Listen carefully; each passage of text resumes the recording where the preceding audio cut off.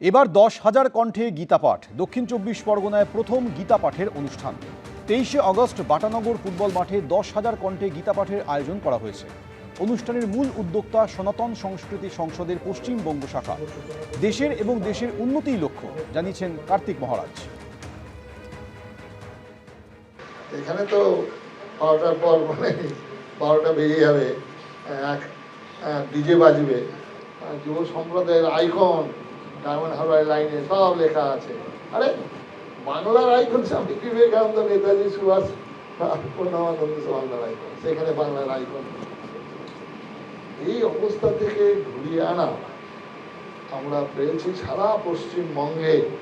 আজকে কোনো জায়গায় 10,000 কণ্ঠে, যেটা মহেশতলায় হবে, যাকে কেন্দ্র করে আমরা এখানে এসেছি।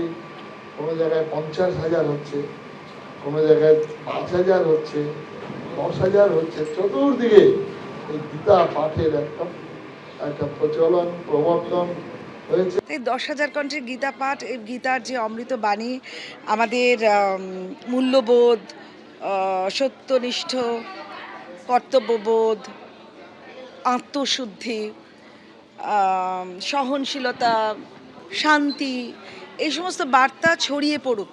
তেন তক্তেন ভুঞ্জেতা, তাকে ত্যাগ করে ভোগ করো, এবং মা গৃধ কস্যস্য ধনম, অর্থাৎ অন্যের ধনে কোনোদিন লোভ করো না। তো অন্যের ধনে এই কথাগুলো জানা হয় না বলে আমাদের কর্তাদের, বড় বড় লিডার্সদের খাটের নিচে ওই অত টাকা পাওয়া যায়, অত সোনা পাওয়া যায়।